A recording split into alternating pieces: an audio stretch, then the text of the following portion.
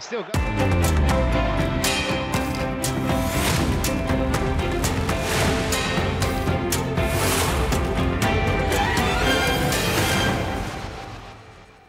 এবার এক নজরে দেখে নেব পত্রিকার শিরোনামগুলো।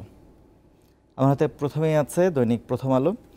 তারা প্রধান সংবাদ যেটি করেছে সেটি হচ্ছে সড়ক দুর্ঘটনায় 2 সহপাঠীর মৃত্যুতে চুয়েটের শিক্ষার্থীরা যে ক্যাম্পাসে বিক্ষোভ করছে সেটি রাস্তায়। বাসটি ছিল 43 বছরের পুরনো, ফিটনেস ছাড়াই চলছিল। নিরাপদ সড়কের দাবি, চুয়েট শিক্ষার্থীদের দিনভর বিক্ষোভ।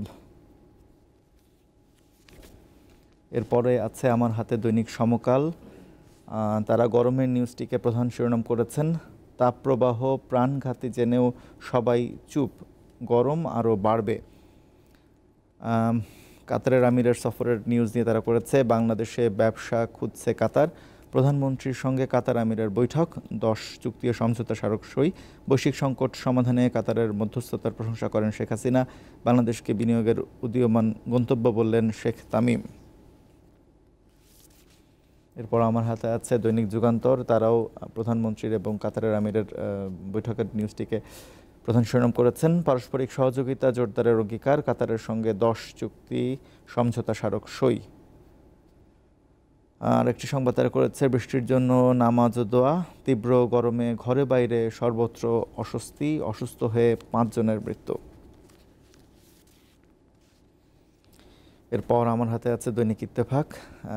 তারাও প্রধান শিরোনাম করেছে প্রধানমন্ত্রীর সংবাদটি। এছাড়া আছে 35 ইনস্টিটিউট বিক্রি করেছে 5,500 জাল সনদ, তারা একটি বিশেষ রিপোর্ট করেছে।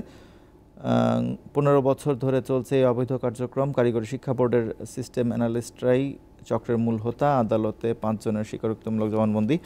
এছাড়া উপজেলা নির্বাচন প্রথম ধাপে বিনা ভোটে জয়ী 25 প্রার্থী, 4 উপজেলার সব প্রার্থী জয়ী, 3 উপজেলায় ভোট স্থগিত। চতুর্থ ধাপে 55 উপজেলায় ভোট হবে 5 জুন। এই ছিল আমার হাতে এক নজরে দৈনিক পত্রিকার শিরোনামগুলো।